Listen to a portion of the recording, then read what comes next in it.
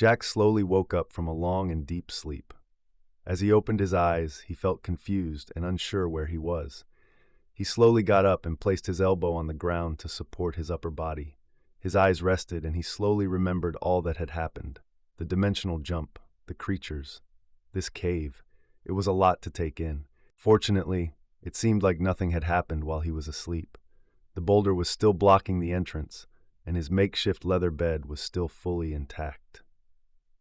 When he entered the cave, he was so tired that he did not take a closer look around. But now that he had a good night's sleep, he took a look around. The cave was narrow like a subway train, and it seemed to extend further into the mountain than he had initially expected. He could walk approximately 5 meters into its depth, after which it would become too narrow for him to stand. If he were to crawl, he could probably move 10 meters in total, but then he would be too big to fit.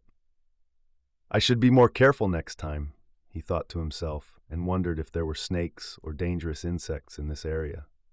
Of course, he could easily break the cave apart with his sim-powered strength, but he didn't want to risk destroying his newly found home in case the ceiling ended up collapsing. All right, let's check out what's going on outside, he said to himself. Good morning, the assistant said. Hey, assistant, Jack exclaimed with joy and surprise in his voice. I dreamt about you. I am aware of that. I can read your memories. Unfortunately, I am not as omnipotent as I was in your dream, since I do not possess such features, the assistant noted. Obviously, but you were kicking ass. Where were you all this time? Jack asked.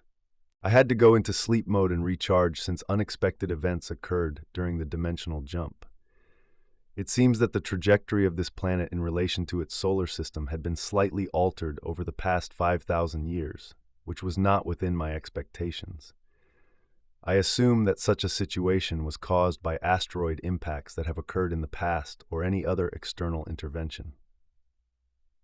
After performing the dimensional jump and arriving in the previously expected location, I had to recalculate and perform an additional short-distance jump to reach the location you woke up in.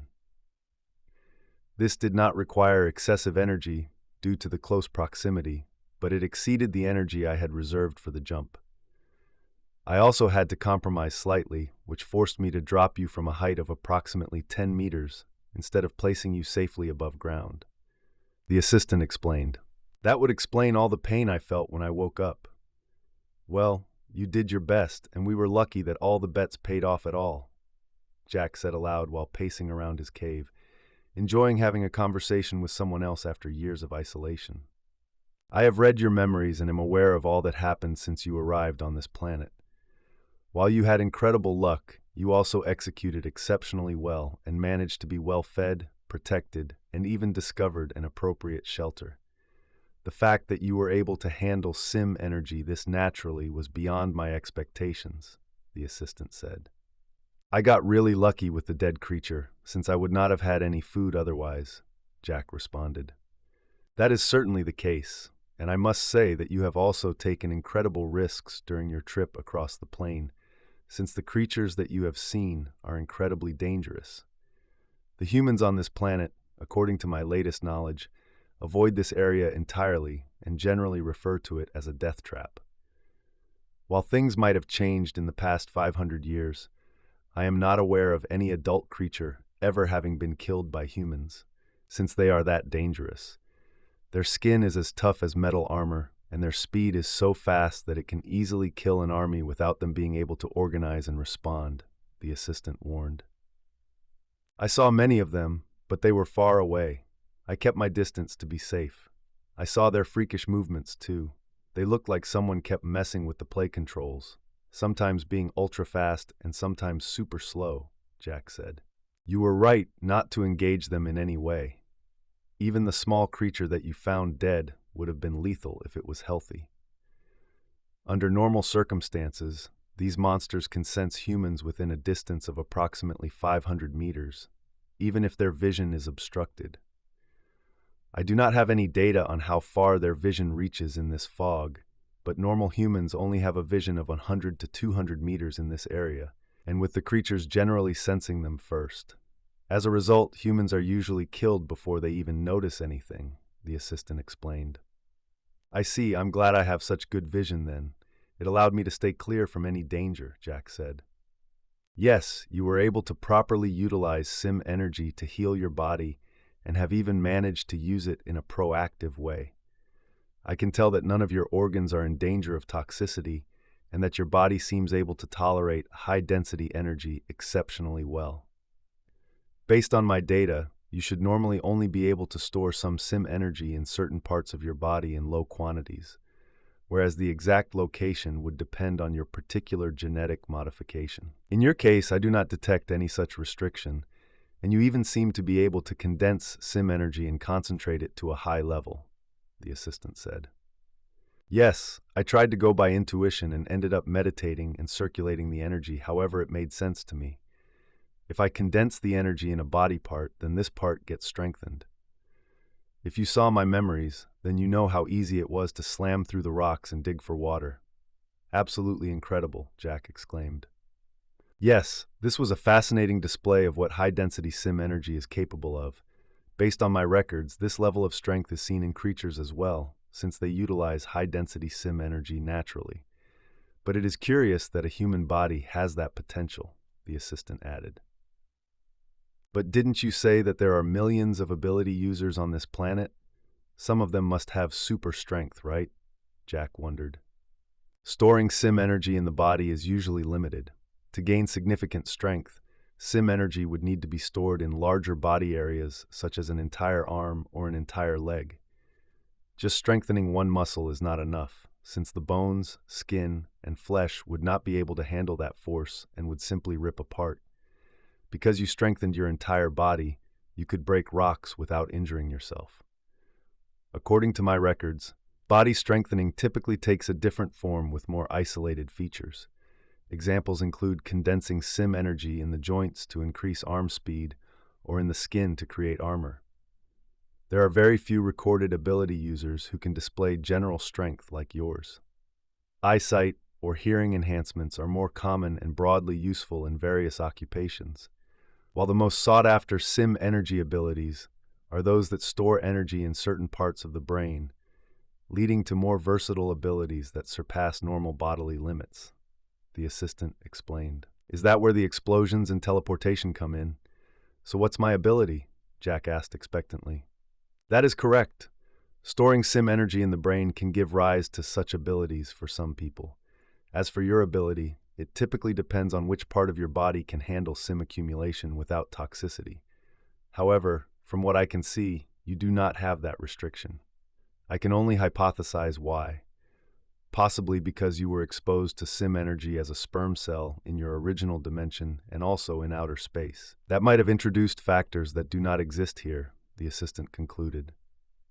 Wait, are you saying that I have all abilities? Jack said, excitedly walking up and down his cave and snacking on some octopus meat. Technically, yes, but practically there are limitations. Let me first explain how these abilities manifest. In this world, a small part of the population can accumulate sim energy somewhere in their body due to genetic modifications triggered by the low-density sim energy permeating the planet. The location of sim energy accumulation is partly random and partly hereditary. It is not uncommon for children to have a similar accumulation area as their parents, but it isn't exact.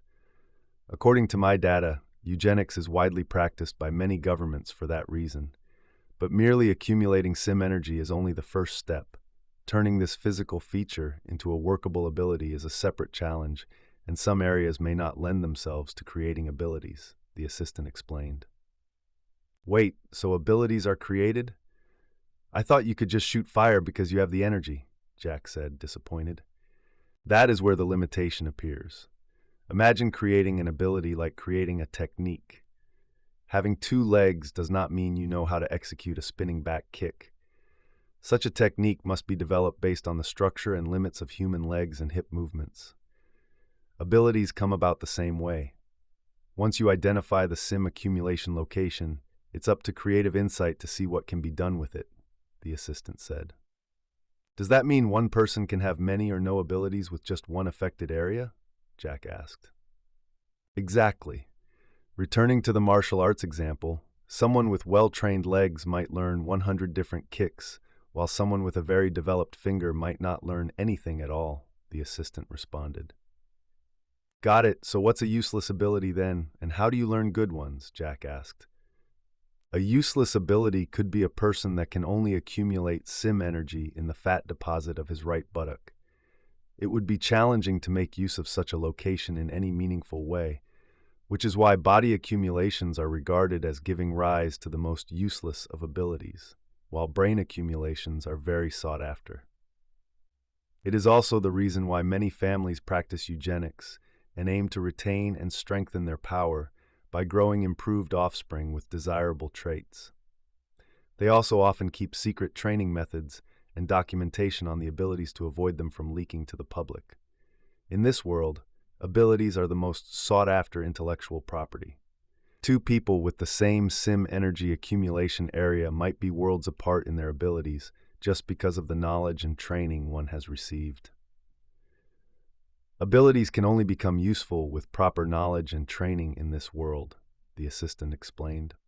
I see. So what is the process of learning the abilities? Jack asked, genuinely interested. Let me explain what the general process in this world is, since the inhabitants have been cultivating varying abilities for hundreds of thousands of years during many eras and civilizations. At the ages of 6 to 8 years, most children will start to have assessment classes as part of their normal educational program, but how exactly this is done varies greatly from culture to culture. Wealthy families will often hire private tutors at even earlier ages to identify which abilities the children can manifest and to train them in their use. Once the area of accumulation has been identified, which is intuitively sensible for the children, they will be categorized in different classes, namely those for body and for brain accumulation. Body accumulation classes are often disregarded since they are seen as broadly useless, although there are exceptions. In body accumulation classes, the children are encouraged to strengthen the respective body parts and experiment with the applications that emerge. Eye and ear accumulation are highly sought-after examples, since they are valuable in many industry and military fields. Even mouth and nose accumulation are valuable in culinary fields and in areas that require hunting or smell detections. Any accumulation in other body parts is less useful from a societal perspective, but it can still be useful for the individual. As an example, strengthening organs such as the heart or lungs can increase cardiovascular health and even lead to impressive athletic feats. Strengthening the liver and kidneys can lead to broad poison resistance. There have also been records of some inhabitants reporting great results from the strengthening of their genitals in varying ways, the assistant noted sheepishly. I bet, Jack exclaimed while laughing. So what about the brain accumulation classes? These are the most prestigious, not only in terms of the classes, but in society as a whole. Those lucky individuals who can accumulate sim energy in their brain and are able to generate a useful ability are guaranteed to be wealthy and have an exceptional social standing, no matter what they decide to do with their life. But it is estimated that only approximately 10% of all inhabitants will have a useful ability, with approximately 9% being in the brain accumulation and 1% being in the body accumulation class, the assistant responded. That sounds tough, so how do the brain people learn abilities? Jack asked. That is rather an art than a science. There is no inherent way of determining the type of ability based on observation, as it would be for body accumulation. If you can accumulate the energy in your heart, it is obvious what the result would be, since the function of the heart is clear, but for brains, areas often conduct multiple functions, and there are many overlaps. Even if certain parts of the brain have been greatly investigated, abilities can be unpredictable. But this is a blessing in disguise, since it means that the quality of the abilities is often only limited by the imagination, and that even those who lack the resources and knowledge can make groundbreaking discoveries. It is true that the knowledge gathered by families who keep their research secret is valuable, but it is not uncommon for a young adult with no training to discover a new ability just based on experimentation and curiosity. In fact, the first report of the ability to teleport came from a small rural village in which a child desperately tried to climb an apple tree to pluck a fruit only to find itself failing repeatedly. After a few attempts, it intuitively developed the ability to teleport itself onto the tree. Unfortunately, the child was so scared that it fell from the tree and lost its life shortly after. It was only the bystanders who were able to report what they had witnessed. The assistant explained, "That's quite messed up, so these abilities are dangerous to the host as well," Jack said, deep in thought. That is correct. Having an ability does not automatically guarantee protection from its effects. There are numerous records of those succumbing to their own abilities. People who can create flames but burn themselves alive in the process. Those with a strengthened heart having it explode upon overexertion. There are even reports of individuals losing their sanity or gaining brain damage as a result of SIM energy accumulation in the brain. It is remarkably common in old age, once the body's metabolism and healing rate slow down, the assistant responded. "Oh wow, am I in danger?" Jack asked, his eyebrows raised. "I will be monitoring your health status at all times and notify you if there is any cause for concern. I have developed a hypothesis suggesting that you might not be affected by SIM energy recoils or excess due to the simple fact that you strengthen your entire body instead of just a single area. By increasing the strength but also the resilience of all body parts, they are less likely to be damaged by one boosted body part. If you were to create fire, you can protect your entire body from the flames. This is only a hypothesis at this stage, and I will have to observe how the SIM energy is used by your body in practice. There can be many exceptions, especially in brain accumulations, since the RASP have not documented the cause of the negative symptoms associated with SIM energy. But I have noticed that even when you were sleeping, your SIM energy kept circulating in the microcosmic orbit pattern that you have practiced during your meditation. It is a curious thing, since it operates and circulates autonomously even when you are not focusing on it. I expect that this could add a protective effect regarding ability usage in the future as well, but more data is needed, the assistant explained. "Does that mean I meditate even when I don't meditate?" Jack asked. "Technically, the circulation is the same, since the SIM energy wanders up your spine into your head, and then down your front side into your belly, then down to your pelvis and back up your spine. But as the energy is circulating on autopilot, the density of your SIM energy does not change and remains at the same level.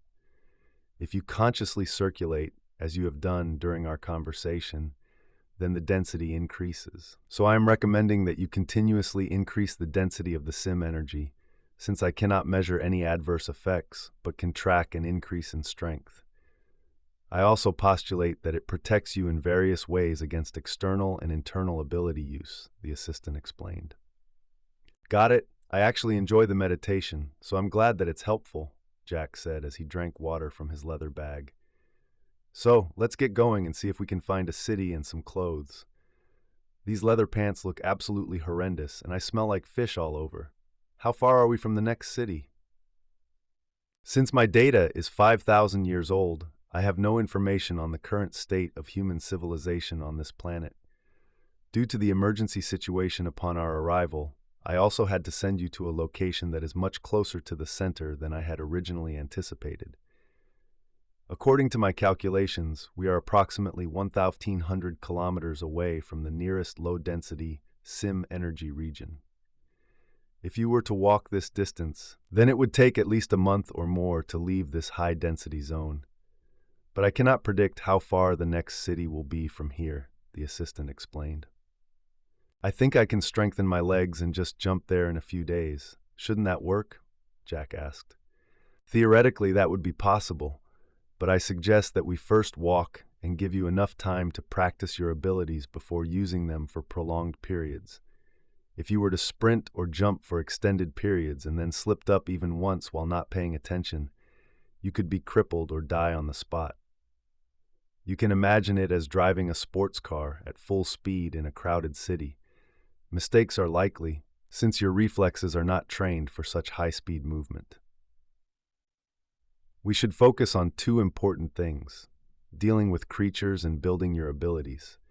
You will have to fight some creatures in order to eat, and you will also not have the luxury of avoiding them if you must move in a straight line to reach your goal.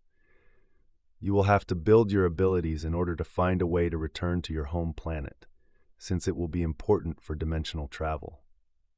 In fact, the RASP were fascinated by abilities caused by sim energy, and even though they had already developed teleportation and dimensional jump technologies, sim energy presented a new approach to the same problem, the assistant explained. Got it. Then let's get going. I already ate all the food and my water is almost empty as well, Jack said as he removed the boulder and got a good look outside. The environment looked the same as he had remembered. A purple fog, dark purple rocks on the ground, and many small and large craters. He assumed these craters might have been created by the creatures, since they could easily destroy rocks just like he did when he was searching for water. On his walk the day before, he had seen plenty of creatures fighting and breaking entire mountains in two. Actually, do these creatures also have brain sim energy and strange abilities, or are they just strengthening their bodies? Jack asked the assistant. I do not have data on this, but I hypothesize that they do also have brain accumulation. Due to their low intelligence compared to humans, I would expect them to have difficulty manifesting any sophisticated abilities such as teleportation, since they would need to train for long periods. It could also be that their brains lack the specific regions that could give rise to such abilities. According to the data gathered by the RASP, these creatures are too simple for that type of cultivation. Although some RASP researchers reported outliers in the creature population that did show higher intelligence, especially those that were merged with sperm whales, orcas, or dolphins, the assistant responded. Jack took a few more steps around and noticed that it was brighter than the day before. It seemed that even in this desolate hell of a place, there were daylight hours, even if the sun had trouble reaching through the thick fog. By his own estimation, his vision had extended to approximately 3,000 meters, which he attributed to his continuous circulation of sim energy. As he bowed down to stretch his legs, a faint shadow formed around him, and before Jack could wonder what it might be, he heard a loud screech echoing through the mountains around him. Damn, Jack said as he looked up.